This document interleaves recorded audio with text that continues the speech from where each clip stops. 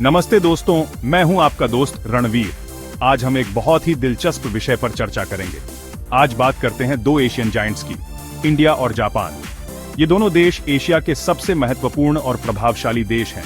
दोनों ही देश बड़ी इकोनॉमी वाले हैं। दोनों का इतिहास और संस्कृति लाजवाब है।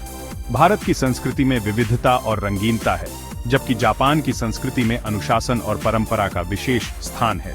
लेकिन दोनों के रास्ते एकदम अलग हैं। जहां एक ओर जापान ने तकनीकी उन्नति और आधुनिकता को अपनाया है, वहीं दूसरी ओर भारत अपनी पुरानी परंपराओं और आधुनिकता के बीच संतुलन बनाने की कोशिश कर रहा है। जापान एक डेवलप्ड नेशन है, जहां लोग अच्छे से रहते हैं। वहां की सड़कों पर सफाई और अनुशासन देखने को मिलता है और लोग अपने काम में पूरी तरह से डूबे रहते हैं। इंडिया अभी डेवलप कर रहा है, लेकिन बहुत तेजी से। यहाँ की सड़कों पर भीड़ और हलचल है, लेकिन इसी भीड़ में नए अवसर और संभावनाएं भी छिपी हैं। भारतीय स्टार्टअप्स और टेक हब्स तेजी से उभर रहे हैं।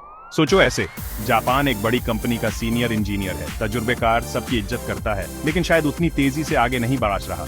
वहाँ के लोग अपने काम में माहिर हैं और अपने अनुभव का पूरा फायदा उठाते हैं। इंडिया उस नए मेहनती इंटर्न की तरह है जो सीखने और आगे बढ़ने के लिए बेताब है। यहाँ के युवा अपने सपनों को पूरा करने के लिए दिन रात मेहनत कर रहे हैं और नई नई चीजें सीख रहे हैं। दोनों ही जरूरी हैं, लेकिन दोनों का सफर और चुनौतियां अलग हैं। जहां जापान की राहें साफ और सीधी हैं, वहीं भारत की राहें चुनौतीपूर्ण और रोमांचक हैं। दोनों देशों के पास अपनी अपनी विशेषताएं और कमजोरियां हैं, और यही उन्हें अनोखा बनाती हैं। अब बात करते हैं नंबरों की। इंडिया की इकोनॉमी तो जैसे दौड़ लगा रही है। दुनिया में सबसे तेजी से बढ़ने वाली इकोनॉमी में से एक है। क्यों? जवान लोग, बहुत सारा जोश और सरकार भी नए नए काम कर रही है। जापान थोड़ा स्लो हो गया है। वहां के लोग बूढ़े हो रहे हैं, यानी काम करने वाले लोग कम और ग्रोथ धीमी। क्रिकेट टीम का सोचो। इंडिया ऐसे टीम है जहां सब यंग हैं, छक्के चौके मार रहे हैं, विकेट ले रहे हैं। जापान वो टीम है जहां सब सीनियर हैं, तजुर्बेकार और माहिर, लेकिन शायद उतने एग्रेसिव नहीं। कल्चर में तो बहुत फर्क है। इंडिया यानी रंग बिरंगे रंग, बॉलीवुड और चटपटा खाना। होली का त्योहार जहां लोग एक दूसरे पर रंग डालते हैं और हर गली में आपको चाट, समोसे और गोलगप्पे मिलेंगे।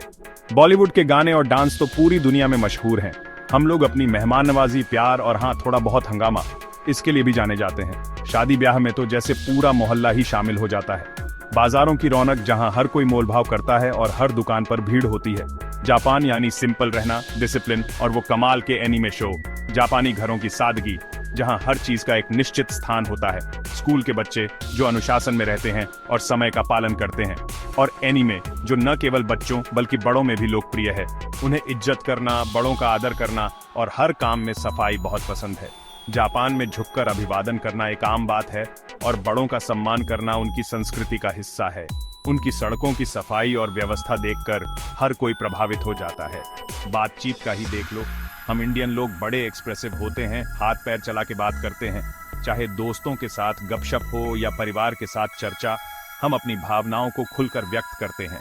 हमारे हाव भाव और इशारे हमारी बातों को और भी जीवंत बना देते हैं। जापानी लोग ज्यादा शांत रहते हैं, छोटे छोटे इशारों से और बिना कुछ कहे भी बात समझ लेते हैं। उनकी बातचीत में एक शांति और संयम होता है। चाय समारोह जहां हर क्रिया का एक विशेष अर्थ होता है, उनकी संस्कृति की गहराई को दर्शाता है। जैसे बॉलीवुड का डांस नंबर और जापानी फैन डांस दोनों ही सुंदर हैं, लेकिन अपने अपने तरीके से। बॉलीवुड का डांस जो ऊर्जा और जोश से भरा होता है, और जापानी फैन डांस जो शांति और सौंदर्य का प्रतीक है। दोनों ही अपने अपने अंदाज में अद्वितीय हैं और अपनी अपनी संस्कृति की झलक दिखाते हैं। इंडिया में यंग लोग काम करते हैं, सीखने और नए काम करने को तैयार रहते हैं, इसलिए बड़ी बड़ी कंपनियां यहां आना चाहती हैं। जापान के लोग काम में ज्यादा एक्सपीरियंस्ड हैं। उन्हें अपना काम अच्छे से करना, छोटी छोटी बातों का ध्यान रखना और क्वालिटी से प्यार है, जैसे घर बनाना हो। इंडिया कंस्ट्रक्शन टीम है, जोश से भरी, जल्दी जल्दी दीवारें खड़ी कर रही है, ईंटें लगा रही है। जापान वो मिस्त्री है जो बारीकी से डिजाइन बना रहा है, ध्यान रख रहा है कि नींव मजबूत हो। सेक्शन 5, जुगाड़ बनाम पीडीसीए, प्रॉब्लम सॉल्विंग के तरीके। हम इंडियन लोग जुगाड़ के लिए जाने जाते हैं, कम खर्च में दिमाग लगा के प्रॉब्लम सॉल्व करना। जुगाड़ का मतलब है कि हम किसी भी समस्या का समाधान करने के लिए उपलब्ध संसाधनों का उपयोग करते हैं, चाहे वे कितने भी सीमित क्यों न हो। यह एक प्रकार की रचनात्मकता है जो हमें किसी भी स्थिति में अनुकूलित करने में मदद करती है। हम लोग ढल जाते हैं और हमारे पास उपाय बहुत होते हैं। चाहे वह बिजली का कट जाना हो या फिर पानी की कमी, हम हमेशा कुछ न कुछ उपाय निकाल ही लेते हैं।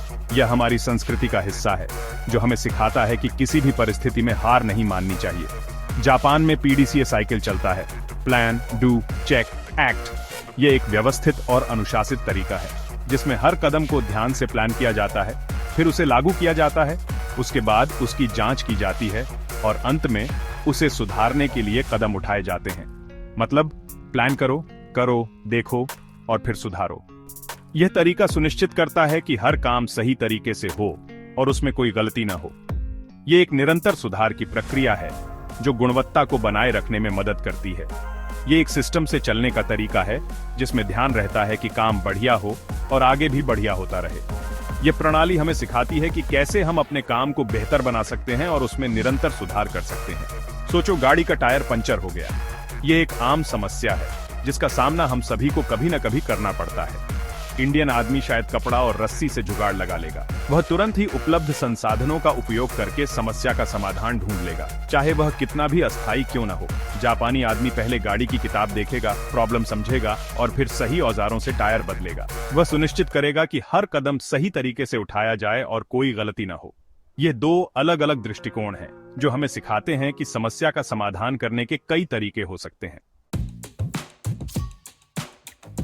सेक्शन 6, दुनिया का खेल, इंडिया का उदय और उसके मायने।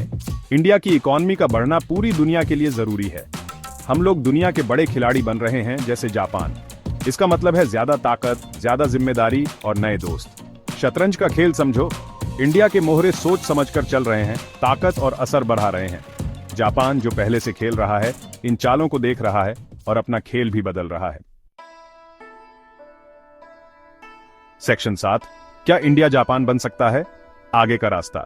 तो क्या इंडिया जापान जैसा बन सकता है? हो सकता है, लेकिन इसमें समय लगेगा। हमें ध्यान देना होगा अच्छे से तरक्की करने पर। पढ़ाई, सड़कें, अस्पताल, इन सब में पैसे लगाने होंगे। जापान से बहुत कुछ सीख सकते हैं, खासकर टेक्नोलॉजी और नए आइडियाज के मामले में। सोचो, एक स्टूडेंट फर्स्ट आना चाहता है। वो देखता है कि जो फर्स्ट आता है वो कैसे पढ़ता है, कितनी मेहनत करता है, कितना ध्यान देता है। उसे समझ आता है कि उस लेवल तक पहुंचने के लिए बहुत मेहनत, डिसिप्लिन और सही तरीका जरूरी है। सेक्शन 8, सीखने लायक बातें, दोनों दुनिया की अच्छी बातें अपनाना। जापान जैसा बनने के चक्कर में इंडिया को अपनी खूबियों पर ध्यान देना चाहिए और जापान के तजुर्बे से सीखना चाहिए। हम उनके काम करने का तरीका, डिसिप्लिन और क्वालिटी पर फोकस अपना सकते हैं। वो हमारी ढलने की ताकत, बिजनेस करने का जज्बा और जुगाड़ लगाने का दिमाग सीख सकते हैं। फ्यूजन फूड की तरह समझो, इंडियन खाने के अच्छे अच्छे मसाले और स्वाद लो और उन्हें जापानी खाने बनाने के तरीके और सजावट के साथ मिला दो। नतीजा, एक नया और स्वादिष्ट मजा। सेक्शन 9, आखिर में साथ मिलकर आगे बढ़ने का वादा। इंडिया और जापान दो अलग अलग संस्कृतियां हैं जिनके पास एक दूसरे को देने के लिए बहुत कुछ है। एक दूसरे की अलग अलग बातें समझकर और एक दूसरे की खूबियों से सीखकर हम साथ मिलकर काम करने वाला, एक दूसरे की इज्जत करने वाला और साथ में आगे बढ़ने वाला भविष्य बना सकते हैं। आप लोगों का क्या ख्याल है? नीचे कमेंट में जरूर बताना।